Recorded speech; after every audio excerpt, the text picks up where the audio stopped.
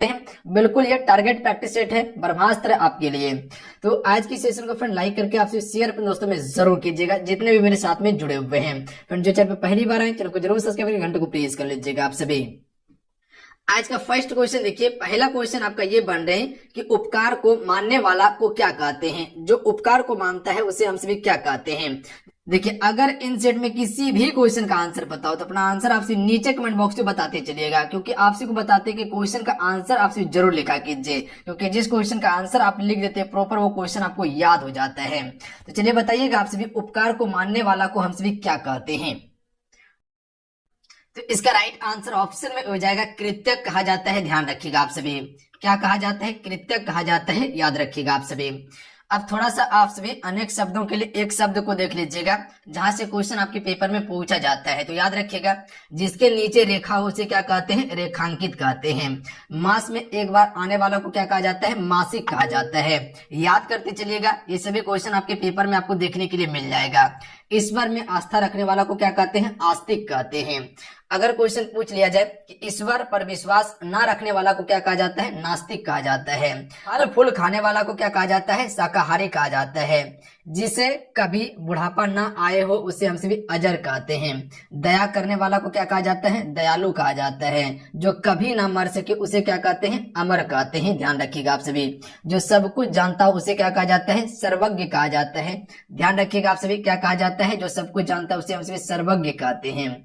अगला आप सभी नोट कीजिएगा, सप्ताह में एक बार आने वाला को क्या कहते हैं, साप्ताहिक कहते हैं। क्या कहते हैं जी, साप्ताहिक कहते हैं। अगर क्वेश्चन आपसे से पूछ लिया जाए कि मांस खाने वाला को क्या कहते हैं, मांसाहारी कहते हैं। और जो हरा जैसे कि फल फूल हो गया उसको जो खाता है उसे हमसे क्या कहते हैं, शाकाहारी कहते हैं। अगर क्वेश्चन पूछा जाए कि मधुर बोलने वाला को क्या कहा जाता है, तो मृदभाषी कहा जाता है। क्या कहा जाता है, मृदभाषी। जो सदा सत्य बोलता है उसे क्या कहते हैं, सत्यवादी कहा जाता है। क्या कहा जाता है, सत्यवादी कहा जाता है, जो सदा सत्य बोलता है। अगला आपसे नोट कीजिएगा, अच्छे आचरण वाला को क्या कहते हैं, सदाचारी कहते हैं। अच्छे आचरण वाला को क्या कहते हैं, सदाचारी कहते हैं। अगर क्वेश्चन आपसे से पूछ लिया जाए जो कम बोलता है उसे हमसे क्या कहते हैं, अल्पभाषी या मितभाषी। दोनों को याद रखिएगा, जो कम बोलता है उसके लिए हम सभी अल्पभाषी या मितभाषी का प्रयोग करते हैं। अगला नोट कीजिएगा, जिसके समान कोई दूसरा ना हो उसे क्या कहा जाता है, अद्वितीय कहा जाता है। जिसके समान कोई दूसरा ना हो, अद्वितीय। जिसको भय ना हो उसे हम सभी निर्भय कहते हैं। जिसको भय ना हो, निर्भय। अधिक बोलने वाला को क्या कहा जाता है, वाचाल कहा जाता है। जो अधिक बोलता है उसे हम सभी वाचाल कहते हैं। अगला नोट कीजिएगा, जो पहले जन्मा हो उसे क्या कहा जाता है, अग्रज कहा जाता है। आगे नोट कीजिएगा, जो बाद में जन्मा हो उसे अनुज कहा जाता है। जो पहले जन्मा हो उसे अग्रज कहा जाता है, जो बाद में जन्मा हो उसे अनुज कहा जाता है। ध्यान रखिएगा आप सभी। जिसका माता पिता ना हो उसे अनाथ कहा जाता है। प्रतिदिन होने वाला को हमसे क्या कहते हैं, दैनिक कहते हैं। वर्ष में एक बार होने वाला को क्या कहते हैं, वार्षिक कहते हैं। देखिए, यहाँ से क्वेश्चन आपके पेपर में निश्चित है कि 2 से 3 क्वेश्चन आपके पेपर में आएगा। ध्यान रखिएगा आप सभी, क्योंकि मोस्ट इंपॉर्टेंट टॉपिक है। आज्ञा का पालन करने वाला को क्या कहा जाता है, आज्ञाकारी कहा जाता है। दूसरे पर उपकार करने वाला को क्या कहा जाता है, उपकारी कहा जाता है। देखिए, अभी हम एक बार आपको पढ़ाएं, एक बार फिर से आप रिपीट कर लीजिएगा इसको। अगर नोट डाउन करना होगा तो नोट डाउन कर लीजिएगा आप सभी। जिसका कोई मूल्य ना हो उसे क्या कहते हैं, अमूल्य कहते हैं। जो वन में घूमता उसे वंचर कहा जाता है। हिंसा करने वाला को हिंसक कहते हैं। रात में घूमने वाला को निशाचर कहा जाता है। नगर में वास करने वाला को नागरिक कहा जाता है। जो नगर में वास करता है उसे नागरिक कहते हैं। देखने योग्य को दर्शनीय कहा जाता है। ध्यान रखिएगा। तो इतना सा आप सभी इसे जरूर याद कर लीजिएगा, यहाँ से क्वेश्चन आपके पेपर में आपको देखने के लिए मिल जाएगा। अब अगला क्वेश्चन देखिएगा आप सभी। चलिए, इस क्वेश्चन का आंसर कीजिएगा। क्वेश्चन है कि दिए गए अनेकार्थी शब्द का एक अर्थ क्या होगा, यानी कि कनक का अर्थ क्या होगा। देखिए, कनक का अर्थ क्या होता है, सोना भी होता है, धतूरा भी होता है। ध्यान रखिएगा, धतूरा आप सभी देखे होंगे, खाने के बाद नशा आ जाता है धतूरा का, तो ध्यान रखिएगा। और जो सोना भी पा लेता है उसको भी नशा आ जाता है, क्योंकि सोना का कीमत अमूल्य है। ध्यान रखिएगा आप सभी। तो सोना इसका करेक्ट आंसर हो जाएगा। तो कनक का अर्थ धतूरा भी होता है, सोना भी होता है। तो एक क्वेश्चन पूछा जाता है, कनक कनकते सुगुने अलंकार में क्वेश्चन पूछा जाता है, तो याद रखिएगा आप सभी, उसमें आपका यमक अलंकार होता है। एक क्वेश्चन लिया गया है, वो आपको देखने के लिए मिलेगा। चलिए, इस क्वेश्चन का आंसर कीजिएगा कि नीम एक बहुउपयोगी पेड़ है। वाक्य में रेखांकित शब्दों में से तत्सम रूप क्रमशः है। तत्सम शब्द क्या है पता है आप सभी को? जो संस्कृत का शब्द था वही शब्द को उठा के डायरेक्ट हम सभी हिंदी में जो प्रयोग कर रहे थे उसे ही तत्सम शब्द कहते थे। यानी कह सकते कि जो संस्कृत वाला शब्द था उसी को तत्सम कहा जाता है, और उसका जो बदला हुआ रूप है मॉडिफाई को, उसको हम सभी क्या कहते हैं? तद्भव कहते हैं। तो इसमें नीम को हम सभी निम्ब कहते थे, ध्यान रखिएगा, इसका डी करेक्ट आंसर हो जाएगा। और पेड़ को हम सभी संस्कृत में वृक्ष कहते थे, तो इसका डी करेक्ट आंसर होगा, याद रखिएगा आप सभी। निम्ब हो जाएगा और वृक्ष हो जाएगा। तो निम्ब का तत्सम शब्द क्या हो जाएगा? निम्ब है तद्भव, ध्यान रखिएगा, पेड़ भी तद्भव में बदला हुआ है, पर इसका तत्सम अगर बनाना होगा तो इसका निम्ब हो जाएगा और वृक्ष हो जाएगा। याद रखिएगा आप सभी, ऑप्शन में एक करेक्ट आंसर होगा। अगला क्वेश्चन देख लीजिएगा, घट का तद्भव रूप क्या है? घट जो है ये तत्सम शब्द है आपका, क्या है? तत्सम शब्द है, यानी कि संस्कृत वाला शब्द है। और तद्भव रूप क्या हो जाएगा? इसका बदला हुआ। तो ध्यान रखिएगा, इसे हम सभी घड़ा कहते हैं। ऑप्शन में एक करेक्ट आंसर हो जाएगा, याद रखिएगा आप सभी। याद रहेगा क्या कहा जाता है? घड़ा कहा जाता है। अगला है, बाबा नागा अर्जुन किस भाषा के लेखक हैं? बाबा नागा अर्जुन जो है फ्रेंड ये किस भाषा के लेखक हैं? देखिए फ्रेंड, जितने भी मेरे साथ जुड़े हुए हैं आपसे सेशन को लाइक जरूर कीजिएगा, क्लासेस को लाइक जरूर कीजिएगा। देखिए आपका एक लाइक में मोटिवेट कराता है, तो इतना सा काम जरूर कर लीजिएगा। देखिए हम आपके लिए मेहनत करते हैं, बेहतर से बेहतर कंटेंट देने का कोशिश करते हैं ताकि आपका एग्जाम में सिलेक्शन हो सके, जो आपका सपना है वो अचीव कर सके। तो हम अपना पूरा एफर्ट लगाते हैं आपके लिए। तो बस आपको क्या करना है, क्लास को लाइक करना है और अपने दोस्तों में 1 से 2 ग्रुप में जरूर शेयर कीजिए जो बिहार डीएलएड एंट्रेंस एग्जाम का तैयारी कर रहा है। तो इतना सा काम जरूर कर लिया कीजिए आप सभी। चलिए इस क्वेश्चन का आंसर बताइएगा आप सभी। तो right answer option number C हो जाएगा, ध्यान रखिएगा, मैथिली। ध्यान रखेंगे आप सभी, बाबा नागा अर्जुन किस भाषा के लेखक है? मैथिली भाषा के लेखक हैं। अगला क्वेश्चन देख लीजिएगा, अगला क्वेश्चन है 6 नंबर, कनक से दिन मोती सी रात में कौन सा अलंकार है? देखिए पिछले बार जो क्वेश्चन पूछा गया था अलंकार से भर भर के क्वेश्चन पूछा गया था। बताइएगा इस क्वेश्चन का राइट आंसर क्या होगा? कनक से दिन मोती सी रात में कौन सा अलंकार है? तो इसका correct answer option number D हो जाएगा। ध्यान रखिएगा आप सभी, इसमें उपमा अलंकार है। देखिए उपमा अलंकार के बारे में आपको बताए हुए हैं कि कैसे आपको पहचानना है। तो देखिए उपमा अलंकार में जो ट्रिक बताए थे आपको कि इसमें सा हो गया, से हो गया, सी हो गया, आपको देखने के लिए मिलेगा। बताए हुए थे आप सभी को, सरसी भी आपको शब्द देखने के लिए मिलता है। तो यहाँ पर देखिएगा से आपको देखने के लिए मिला है, सी देखने के लिए मिला है। तो ये सभी पहचानने का थोड़ा सा एक क्या कह सकते हैं कि कॉन्सेप्ट है जिससे आप पकड़ सकते हैं। तो इसमें उपमा अलंकार होगा, ध्यान रखिएगा। अन्यथा कोई विशेष गुण के बारे में बताता है यहाँ पर, इसमें ध्यान रखिएगा आप सभी। जैसे कनक का अर्थ क्या होता है? सोना होता है, ध्यान रखिएगा। ये इसके गुण को बता रहा है कि कनक का अर्थ सोना भी होता है, धतूरा भी होता है, ध्यान रखिएगा आप सभी। तो यहाँ पर आपका उपमा अलंकार हो जाएगा। किसी विशेष शब्द की बात किया जाए, विशेष गुण की बात किया जाए, ध्यान रखिएगा आप सभी। यह आप सभी इसको डायरेक्ट याद रखिए कि जहां पर आपको सा हो गया, से हो गया, सी हो गया देखने के लिए मिल जाए, वहां पर आपको उपमा अलंकार टिक कर देना है, ध्यान रखिएगा आप सभी। याद रहेगा आप सभी को। अगला है सही स्त्रीलिंग वाला विकल्प है, अन्यथा फिर ढूंढते रह जाइएगा और नहीं पहचान पाइएगा, गलती कर लीजिएगा क्वेश्चन को। तो जो हम आपको बताए बस उतना याद रखिए। तो हंस का स्त्रीलिंग शब्द क्या हो जाएगा?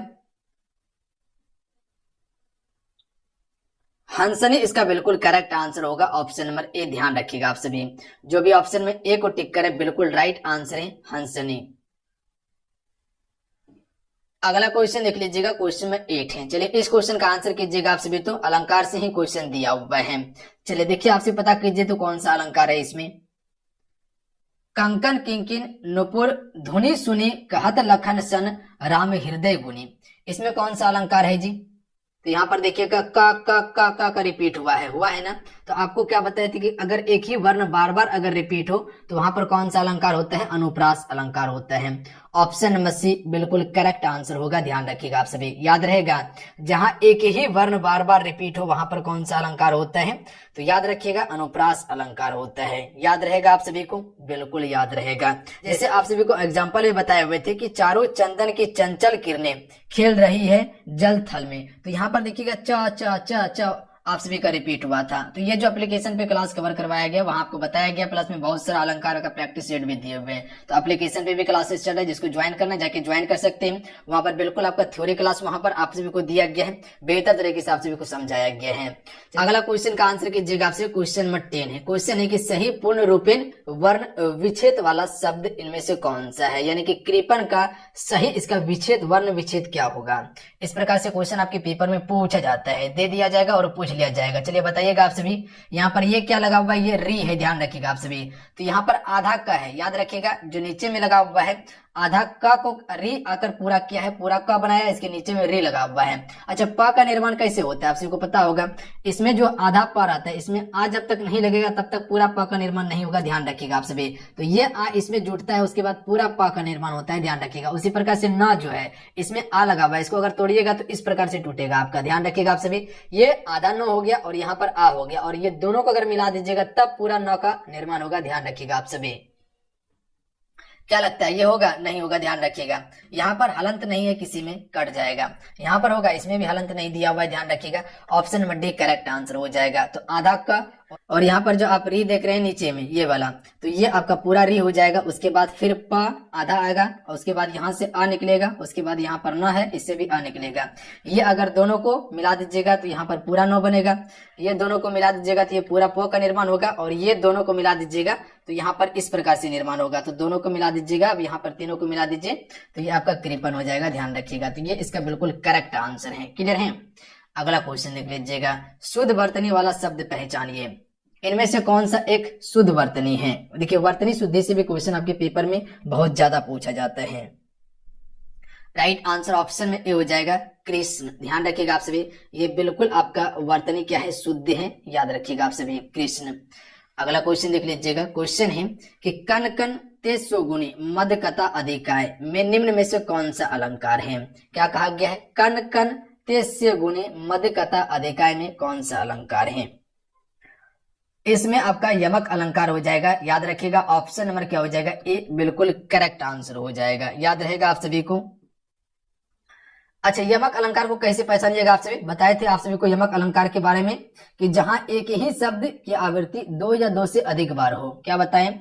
जहां एक ही शब्द की आवृत्ति 2 या 2 से अधिक बार हो, वहां पर आपका क्या होता है? यमक अलंकार होता है, और दोनों का अर्थ अलग अलग होता है।